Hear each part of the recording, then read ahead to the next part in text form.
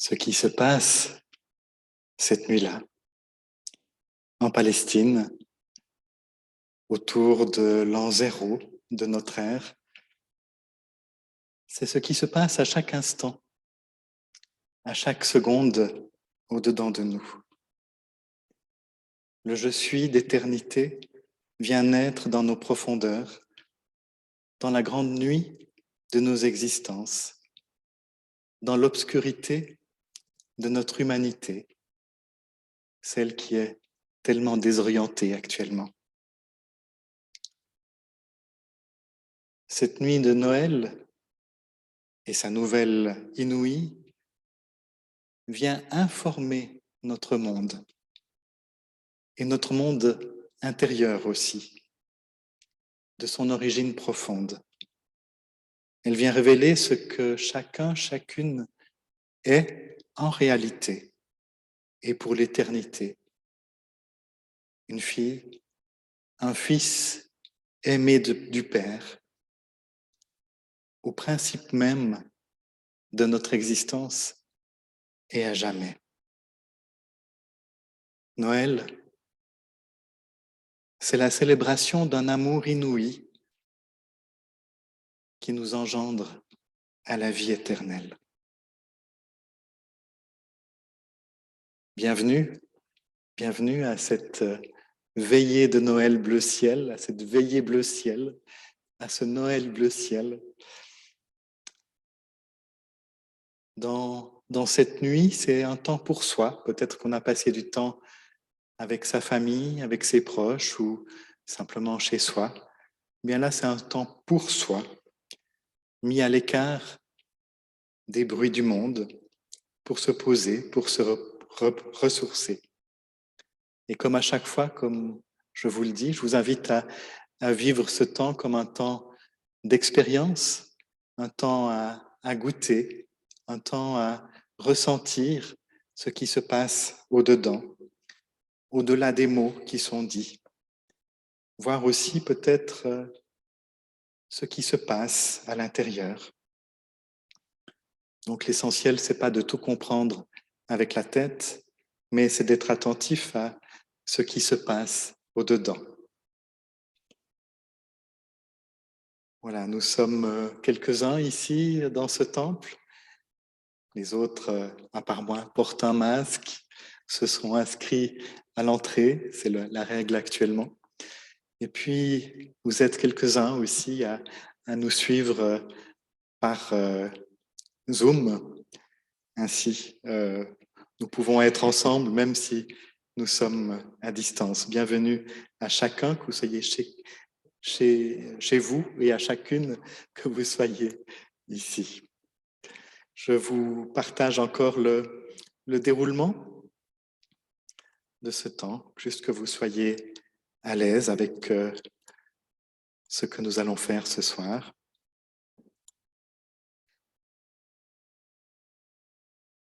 Donc après ce temps d'introduction, je vais nous inviter à chanter un chant de Noël.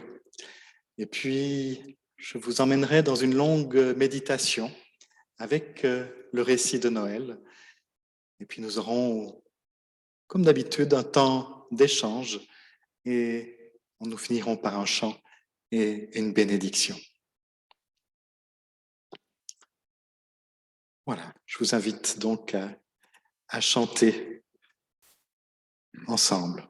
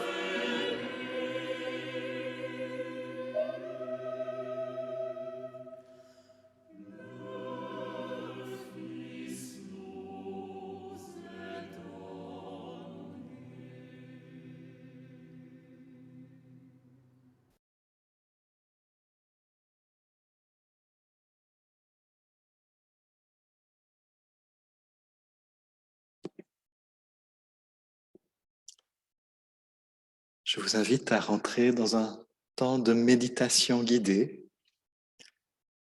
pour descendre au-dedans, pour accueillir tout ce qui nous traverse et se laisser poser notre être dans l'amour qui tient toute chose.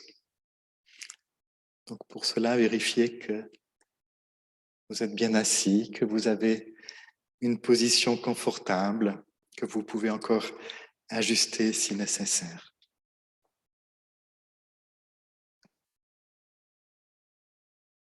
Et puis sentir juste que nous sommes là, dans ce lieu ou chez nous, en lien avec ce sol qui nous porte, sentir peut-être les points de contact avec le sol, que ce soit avec les pieds, avec les genoux, avec le bassin. Sentir aussi tout ce qui nous met en verticalité grâce à notre dos, notre nuque, notre tête. Nous sommes là.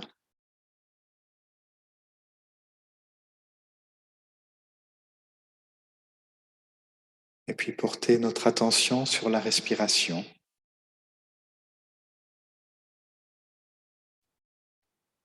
À l'inspire, je reçois.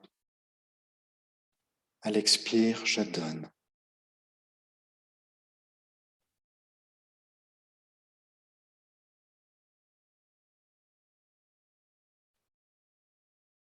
Et si je sens qu'il y a des pensées qui m'attirent loin dans un autre lieu, dans d'autres préoccupations, eh bien je reviens à ma respiration,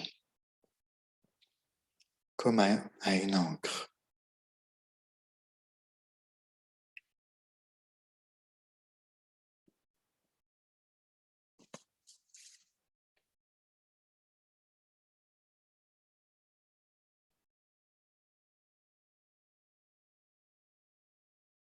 En ce temps-là,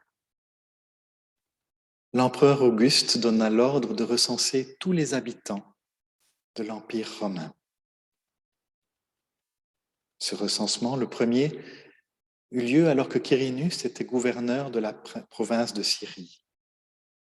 Tout le monde allait se faire enregistrer, chacun dans sa ville d'origine.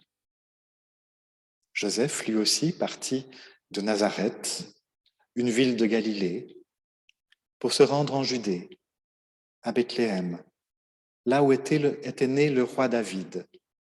En effet, il était lui-même un descendant de David. Il alla s'y faire enregistrer avec Marie, sa fiancée, qui était enceinte.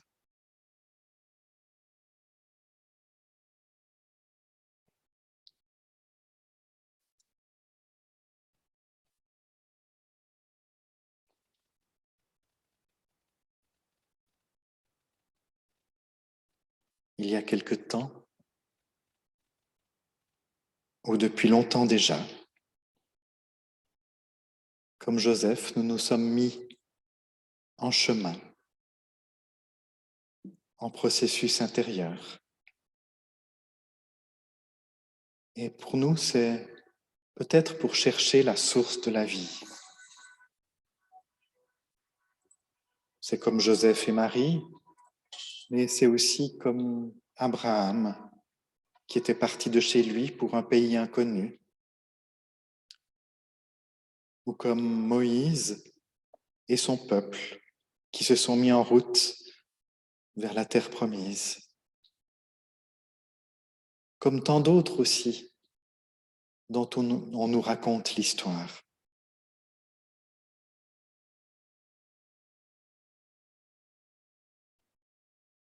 Nous sommes mis en route comme Marie et Joseph, qui nous montrent un chemin de virginité intérieure, de dépréoccupation de soi, qui nous montre aussi un processus de grand acquiescement à ce qui est, même si ce n'est peut-être pas ce dont ils avaient rêvé. À leur exemple, et comme tant d'autres, nous avons peut-être commencé par descendre dans nos profondeurs obscures pour nous défaire de nos représentations, mais aussi pour y mettre de l'espace, pour les ouvrir à de l'inattendu, à du neuf. Se mettre en chemin et descendre en soi, c'est exigeant. Cela nous conduit parfois à visiter nos caves intérieures, nos obscurités, nos nuits, nos profondeurs. Et peut-être que sur ce chemin, nous rencontrons des peurs, des colères, des tristesses, des traumatismes.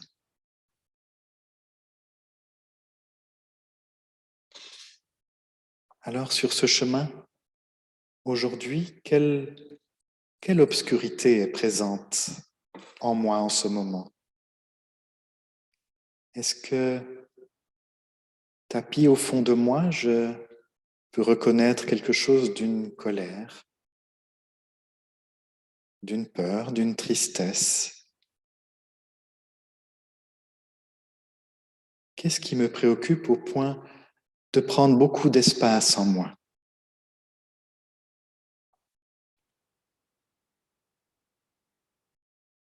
Je regarde cela, je regarde cette émotion, cette préoccupation, et je l'accueille avec toute la tendresse dont je suis capable.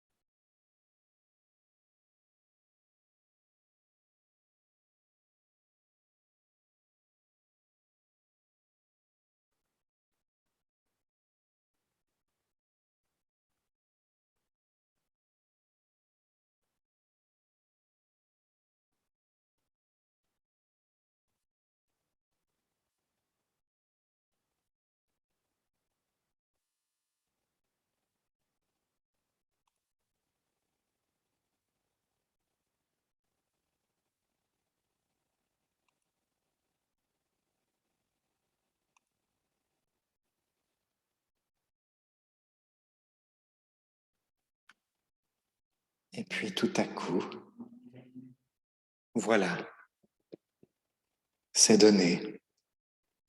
Nous sommes arrivés au point de source, à Bethléem, notre maison intérieure.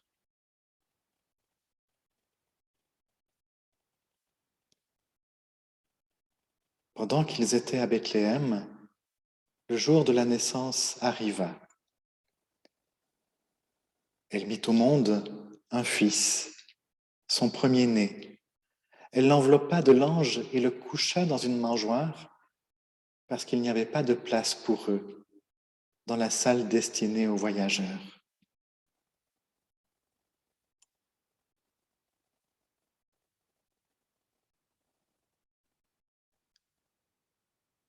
On ne sait pas pourquoi tout à coup il est là, mais ce qu'on attendait depuis toujours est là. Au plus profond de l'obscurité de nos vies, le je suis de lumière apparaît. Au cœur de notre finitude, l'infini naît en nous. Au cœur de ma pâte humaine, l'infini vient se lever. Dans la nuit du monde, celle aussi de mon ego intérieur, l'infini de Dieu vient se mettre au monde, dans mon monde. Et à Noël, s'accomplit la parole du prophète Ésaïe, et elle me concerne. Le peuple qui marchait dans les ténèbres voit une grande lumière. Sur ceux qui habitaient le pays de l'ombre de la mort, une lumière resplendit. C'est cela, la révélation de Noël. En nous, à chaque instant, l'enfant naît, l'enfant de lumière, l'enfant je suis. Et nous nous découvrons crèche. Nous réalisons que nous abritons au plus profond de nous la vie éternelle. Nous réalisons que nous sommes la vie éternelle manifestée dans la pâte de notre corps. Comme le disent les anciens, Dieu devient humain pour que l'humain devienne Dieu.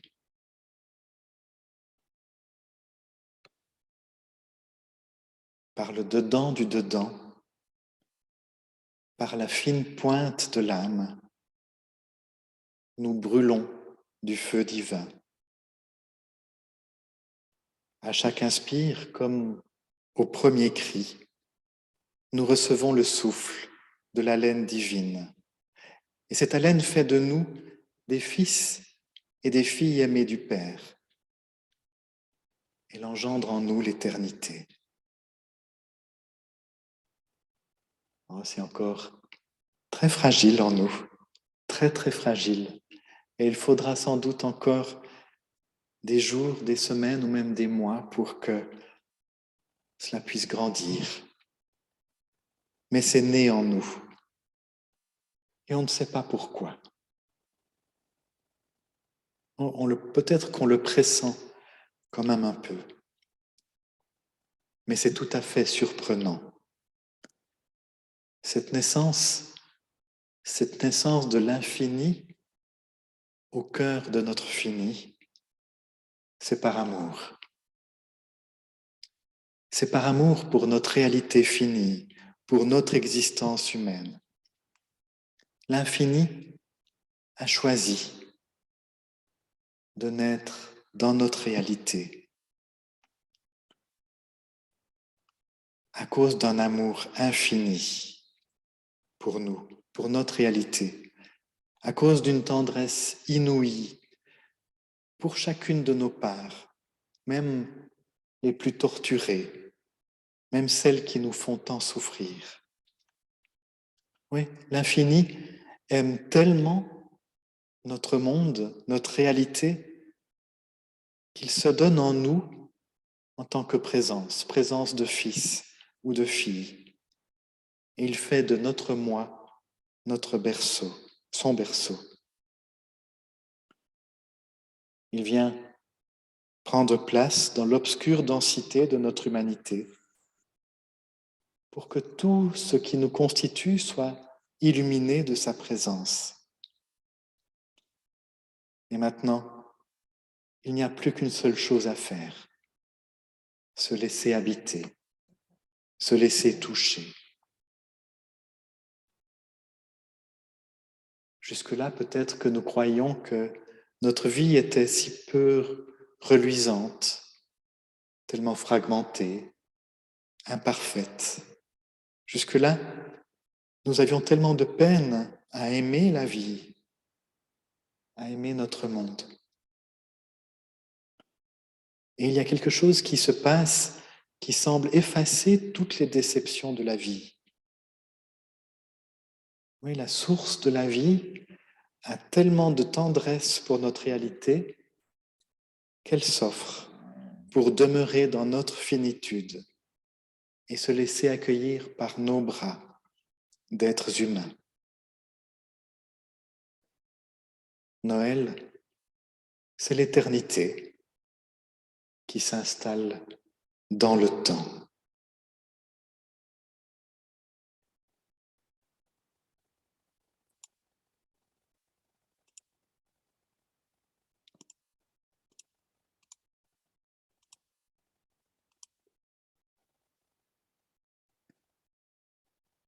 Dieu a tellement aimé le monde qu'il a donné son Fils, afin que quiconque croit en lui ne périsse pas, mais ait la vie éternelle. On pourrait dire que la source de la vie a tellement aimé notre monde qu'elle se donne en tant que présence au cœur de notre humanité, pour que quiconque l'accueille ne se croit plus destiné à la mort, mais ait cette vie d'éternité. La terre et le ciel sont désormais noués, et c'est comme si désormais plus rien n'était totalement obscur, désespéré, plus rien n'était totalement perdu, car la présence est là, toute petite encore, peut-être dans nos cœurs, mais si magnifique.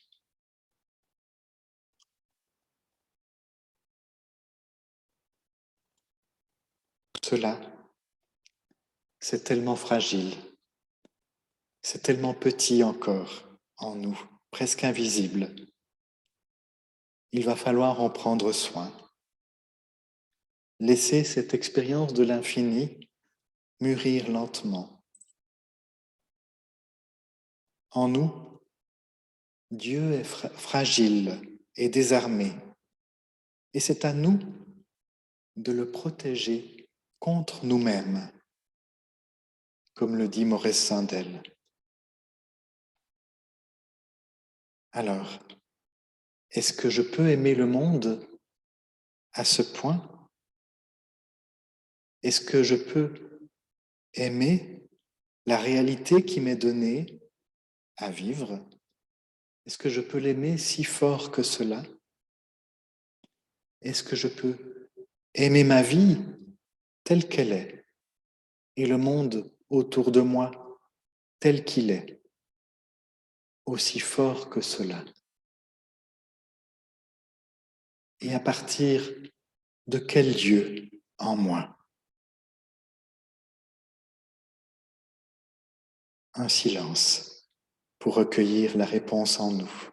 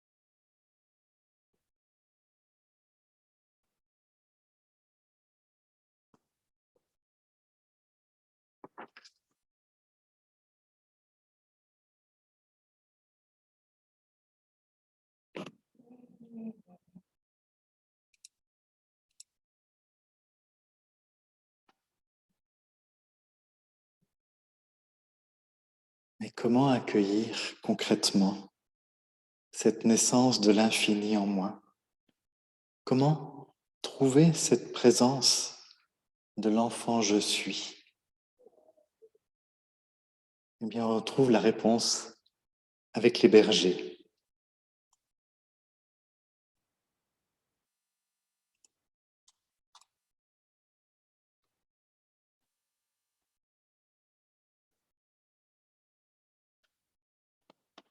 Dans cette même région, il y avait des bergers qui paissaient la nuit dans les champs pour garder leurs troupeaux.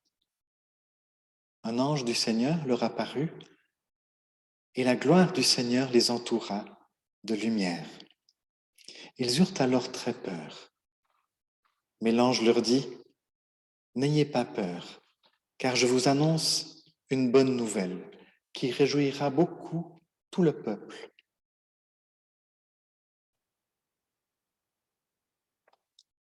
Cette nuit, dans la ville de David est né pour vous un sauveur. C'est le Christ, le Seigneur.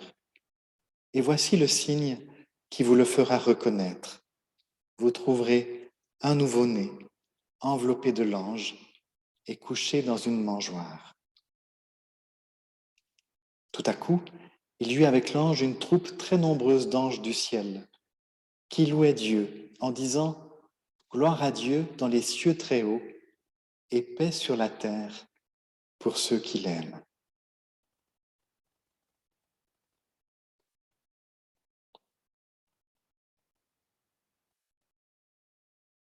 Dieu est un secret qui ne s'entend que dans le silence du moi, écrivait Maurice Zindel.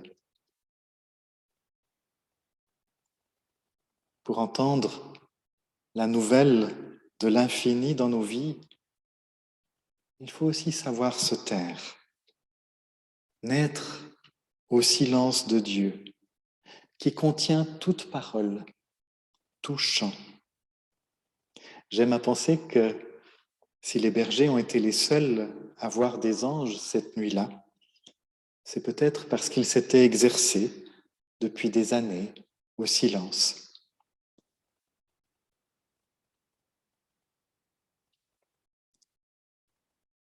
Ils étaient peut-être les seuls à entendre ce qui ne s'entend pas, à voir ce qui ne se voit pas, pour recevoir, pour accueillir la nouvelle de la naissance de l'enfant je suis. Il faut savoir prêter l'oreille, écouter.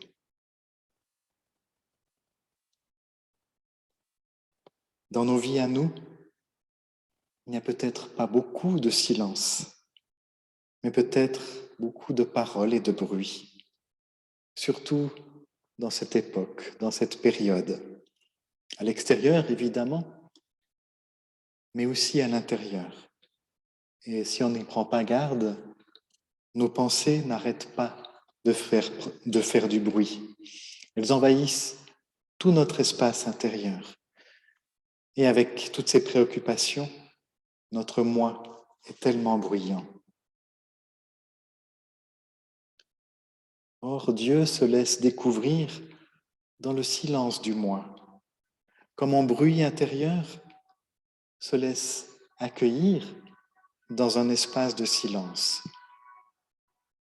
Je crois que c'est une pratique qui s'exerce, une pratique de vigilance, de veille intérieure, qui ne consiste pas à éliminer, à chasser les bruits qu'on aimerait chasser, comme celui de l'ambulance qui passe à côté de nous, mais plutôt à les accueillir dans un espace plus large qui les contient. Donc le silence, c'est pas le contraire ou l'opposé du bruit ou de la parole, mais le silence les contient. Le silence, c'est cet espace qui englobe les mots, qui leur offre un contenant.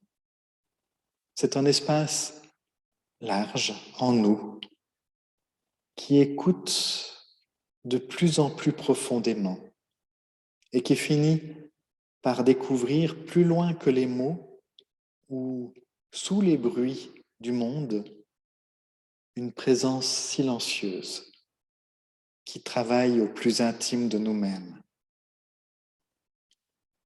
C'est dans le silence que la source se révèle. Est-ce que je peux entrer dans ce silence et le laisser accueillir tout ce que je suis?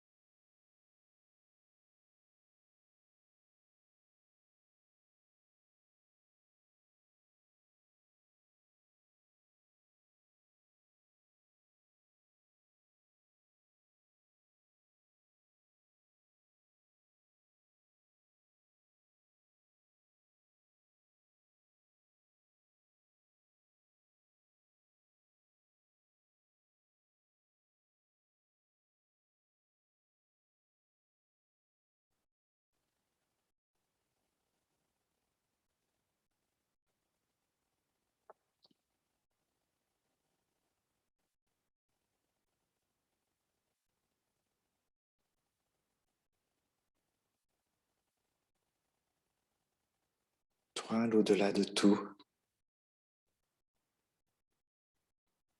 en cette nuit de Noël, tu nous révèles que tu es aussi l'au-dedans de nous. Tu as déposé au cœur de nos êtres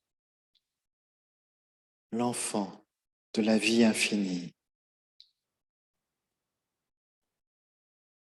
avec une tendresse et une patience infinie. Tu attends que nous venions le voir,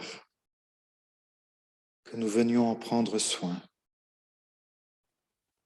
pour le laisser grandir en nous. De toute éternité, tu as déposé au cœur de nos êtres un désir d'aimer la vie. Donne-nous de pouvoir nous ouvrir à cette confiance, de baisser nos résistances intérieures. Donne-nous de pouvoir laisser naître en nous cet enfant je suis. Amen.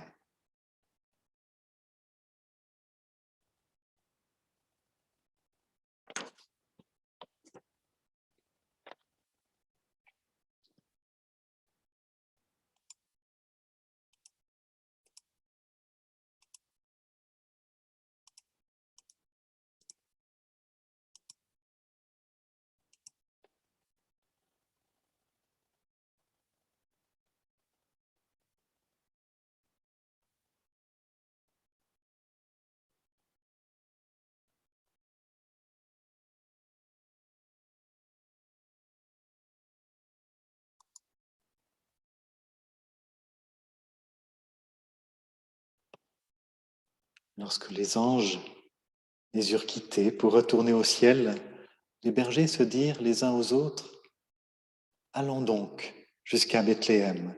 Il faut que nous voyions ce qui est arrivé, ce que le Seigneur nous a fait connaître. » Ils se dépêchèrent d'y aller, et ils trouvèrent Marie et Joseph et le nouveau-né couchés dans la mangeoire.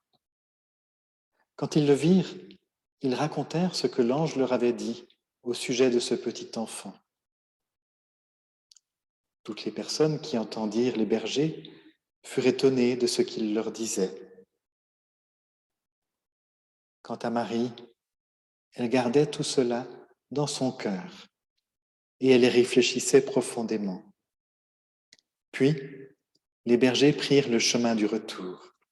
Ils chantaient la gloire de Dieu et le louaient pour tout ce qu'ils avaient entendu et vu, car tout s'était passé comme l'ange le leur avait annoncé.